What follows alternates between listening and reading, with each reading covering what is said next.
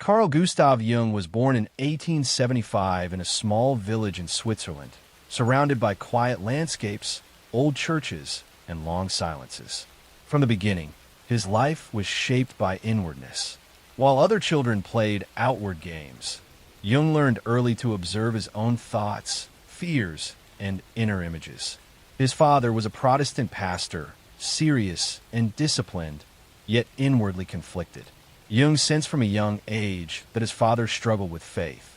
Religion was present in the household, but certainty was not. This tension between belief and doubt left a deep impression on Jung. His mother was emotionally complex, at times warm and grounded, at other times distant and withdrawn. Jung later described her as having two personalities, one practical and ordinary, the other mysterious, unpredictable, and inwardly intense. This experience shaped Jung's understanding of the psyche long before he had words for it. He learned that a single person could contain contradictory forces, stability and chaos, rationality and mystery. Jung's childhood was marked by solitude. He often felt older than his age, more reflective than playful. He spent long hours alone, carving small figures from wood, building secret structures, and retreating into imagination. These private rituals were not escapism. They were a way of creating inner order. At school, Jung struggled socially. He was intelligent but withdrawn. He felt different from other children, unable to fully explain why. This sense of inner division followed him into adulthood. As he grew older, Jung developed a fascination with dreams, symbols, and myths. He noticed that certain images repeated themselves across cultures and stories. Snakes, heroes, mothers, shadows. These patterns seemed older than any single life. Jung did not yet know that these observations would later become the foundation of his life work. He studied medicine at the University of Basel, drawn to psychiatry not for its science alone, but for its proximity to mystery. While many physicians focused on the body, Jung was interested in the invisible forces shaping behavior. During his early medical training, Jung encountered patients with hallucinations, delusions, and fragmented personalities. Instead of dismissing them as meaningless, he listened carefully. He believed their inner worlds followed their own logic. This belief separated him from many of his contemporaries. At the Bergolsli Psychiatric Hospital in Zurich, Jung worked under Eugen Bleuler, one of the leading psychiatrists of the time.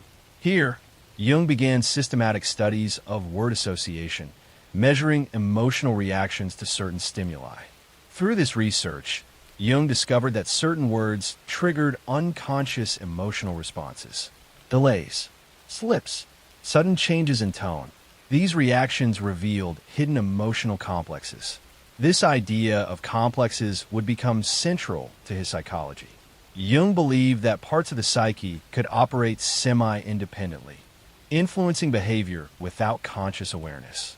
During this period, Jung encountered the work of Sigmund Freud.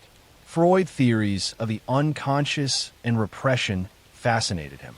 Jung saw in Freud a powerful thinker who took the unconscious seriously. Their correspondence began cautiously, then grew intense. When Jung and Freud finally met, they spoke for hours without pause. Freud believed Jung could become his intellectual successor. Jung admired Freud's brilliance, but sensed limitations. Freud believed the unconscious was driven primarily by repressed sexual instincts. Jung believed this view was too narrow. He suspected the psyche contained deeper symbolic and spiritual dimensions. At first, Jung suppressed these doubts. He valued the relationship and the shared mission of bringing the unconscious into scientific discussion. But the tension did not disappear. Jung continued his research into mythology, religion, and ancient symbols. He noticed striking similarities between dreams of modern patients and myths from distant cultures. These similarities could not be explained by personal experience alone. This observation led Jung toward one of his most radical ideas: the collective unconscious. Jung proposed that beneath personal memory lies a deeper layer of the psyche shared by all humans. This layer contains archetypes, universal patterns that shape perception and behavior. The mother, the hero, the shadow, the wise old figure. These are not learned ideas, Jung believed. They were inherited psychological structures. This idea challenged Freud's foundation. It introduced meaning, symbolism, and myth into psychology. The disagreement between Jung and Freud deepened slowly. It was not merely theoretical. It was personal. Freud demanded loyalty to his framework. Jung resisted dogma. Eventually, the break became unavoidable. The separation from Freud was devastating for Jung. He lost not only a mentor, but an intellectual home. Colleagues turned away. His reputation suffered. Soon after, Jung entered a period of profound inner crisis. He experienced vivid dreams, powerful visions, and intense emotional states. He feared he was losing his mind. Rather than suppress these experiences, Jung chose to explore them consciously. This decision would define the rest of his life. As night settles and the mind grows quieter, Jung stands at the edge of his descent inward, not into madness, but into the depths of the human psyche itself. After the separation from Sigmund Freud, Carl Jung entered the most dangerous and transformative period of his life. Outwardly, nothing dramatic happened. He continued seeing patients. He continued teaching. He returned home to his family each evening. To an observer, he appeared stable and functional.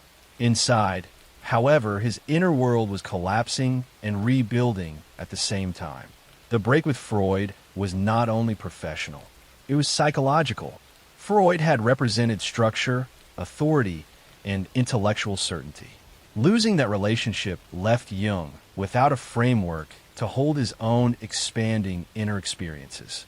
Almost immediately, Jung began experiencing powerful internal visions. These were not dreams that faded upon waking. They arrived during the day, vivid and autonomous, unfolding with their own momentum. He saw landscapes flooded by water, cities collapsing, blood covering the land. He saw ancient figures, voices, and symbolic scenes that carried emotional weight far beyond imagination. At first, Jung was terrified. As a trained psychiatrist, he recognized the danger. He knew these experiences resembled psychosis. He feared that the same forces he studied in patients were now turning inward. But Jung also noticed something crucial. Despite the intensity of these visions, he remained conscious. He could observe them. He could write them down. He could return to ordinary life afterward. This distinction became his lifeline. Jung concluded that the psyche contained layers far deeper than personal memory, layers that could overwhelm consciousness if ignored, but could be explored if approached deliberately. Instead of suppressing these experiences, Jung made a radical decision. He would descend consciously. Each day, Jung set aside time to enter his inner world intentionally. He allowed images to arise without forcing them. He followed their movement. He engaged them as realities rather than symptoms. He spoke with the figures that appeared. He questioned them. He listened. This method was not improvisation. Jung approached it with discipline. He recorded everything carefully in notebooks. He analyzed his reactions. He maintained strict boundaries between inner exploration and outer life. This practice later became known as active imagination. Active imagination was not fantasy. Jung insisted on this distinction. Fantasy was passive and escapist. Active imagination required attention, responsibility, and ethical awareness. Through this method, Jung encountered figures that would later become central to his psychology. One of these figures represented the shadow. The shadow contained everything Jung had rejected in himself: aggression, arrogance, cowardice, moral weakness, traits incompatible with his conscious identity as a rational scientist. These encounters were uncomfortable. The shadow did not appear as evil in a dramatic sense. It appeared as truth without politeness. Jung realized that what we refuse to see in ourselves does not disappear. It acts from below, influencing behavior invisibly. Another recurring presence was the anima. The anima represented the inner feminine dimension of the male psyche. Not femininity as society defined it, but the principle of feeling, intuition, and relatedness.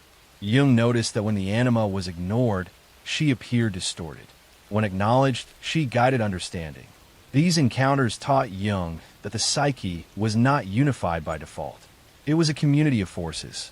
During this time, Jung also began constructing physical anchors to stabilize himself.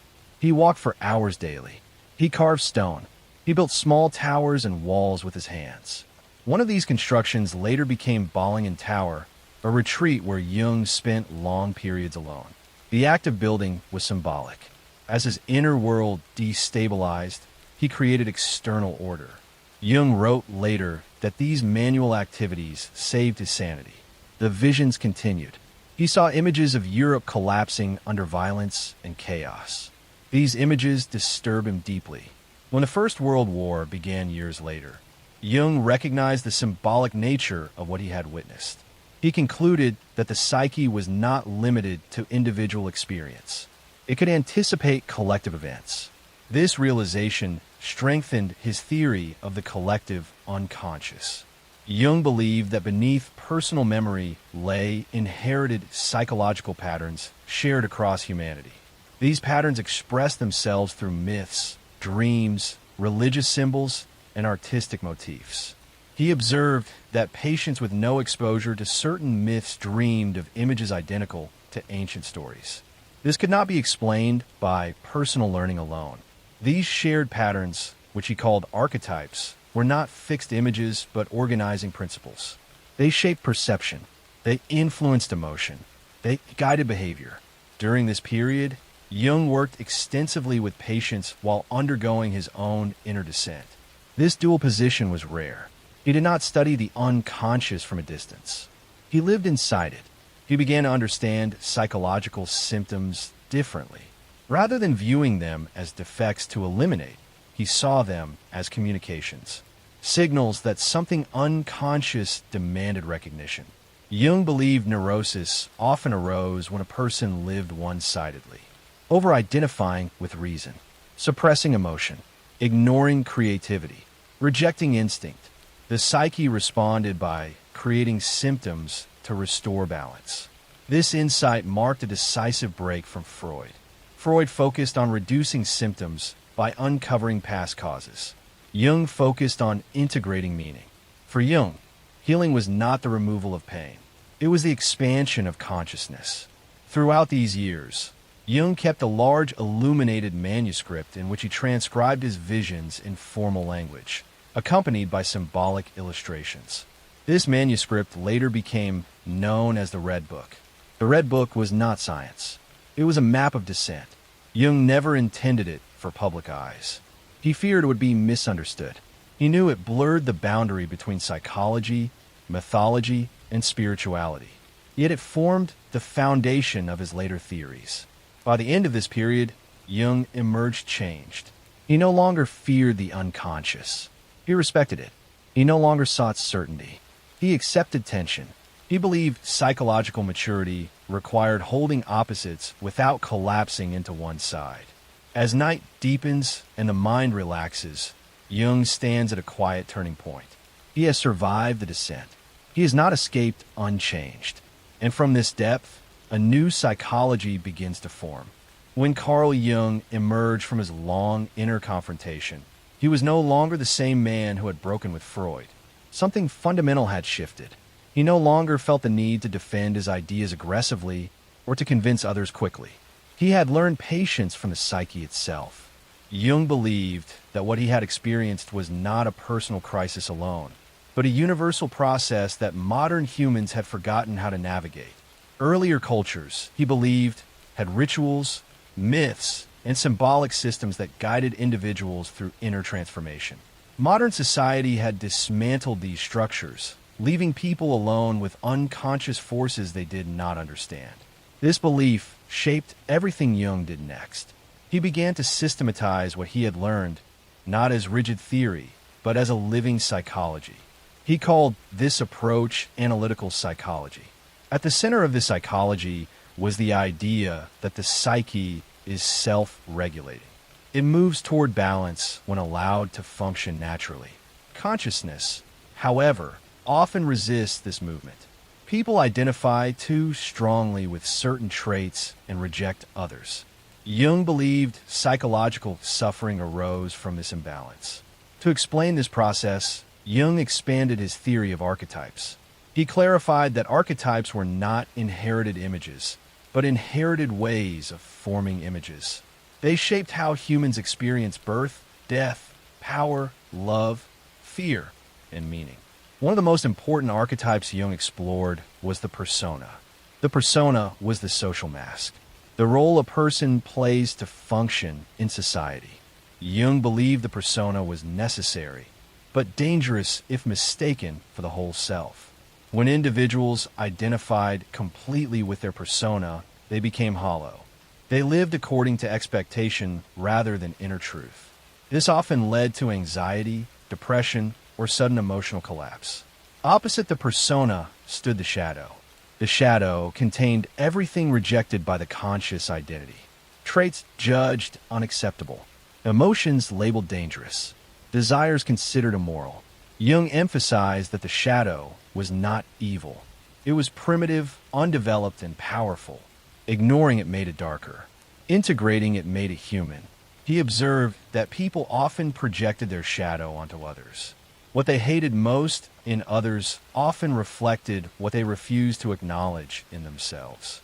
Jung believed much of human conflict originated in this unconscious projection. Beyond the shadow lay deeper figures. For men, the anima represented the inner feminine principle. For women, the animus represented the inner masculine principle. These figures shaped relationships, creativity, and emotional life. When unconscious, they distorted perception. People fell in love with projections rather than real individuals. Relationships became battlegrounds for unresolved inner conflicts. Jung believed mature love required withdrawing projections and encountering the other as they truly were. As Jung refined these ideas, he worked closely with patients. His clinical practice became a laboratory for his theories.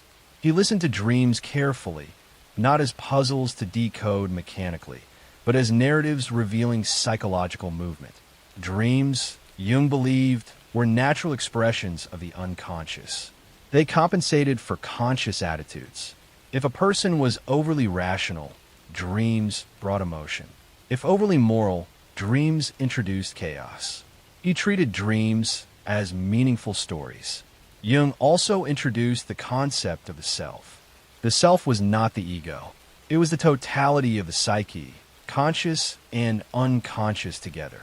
The ego was merely the center of awareness, not the center of the whole person. Individuation, Jung believed, was a process by which the ego gradually aligned with the self. This process was not about perfection.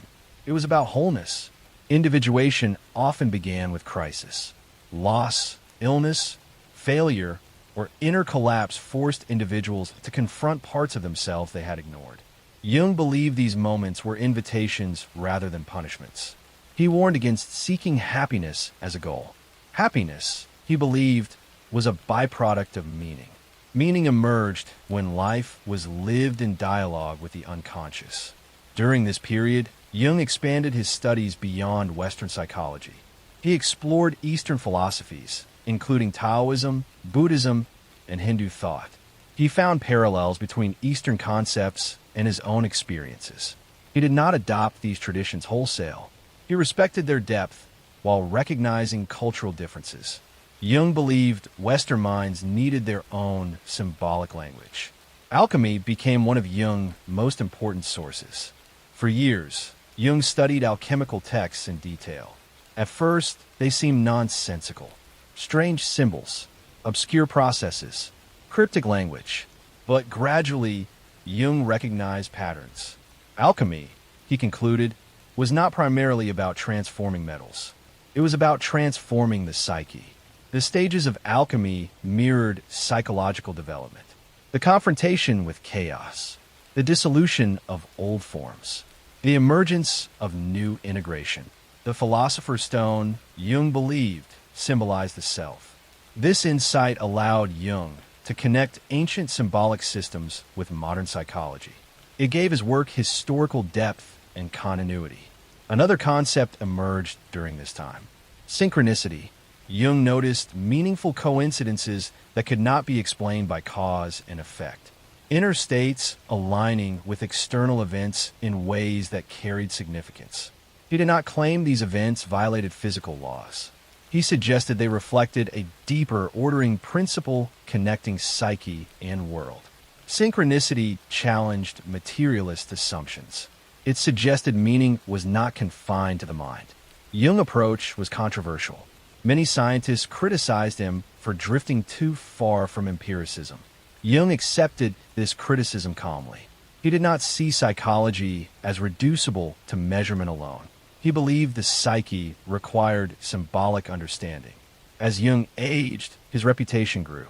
Students came from across the world. Seminars expanded. His ideas spread beyond psychology into art, literature, theology, and philosophy. Yet Jung remained cautious. He warned repeatedly against turning his ideas into rigid systems. He emphasized experience over doctrine. Psychology, he believed, must remain flexible and alive. Personally, Jung's life was disciplined and quiet. He balanced family life, clinical work, writing, and solitude. He returned often to Bollingen Tower, where he lived without electricity or modern comforts. There, Jung carved stones with inscriptions and symbols. Each carving marked a stage of his inner journey.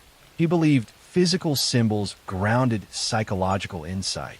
As night deepens, Jung stands not as a prophet or mystic, but as a careful witness. He had walked into the depths and returned with maps, not answers. And he believed the journey was necessary for anyone seeking to live consciously.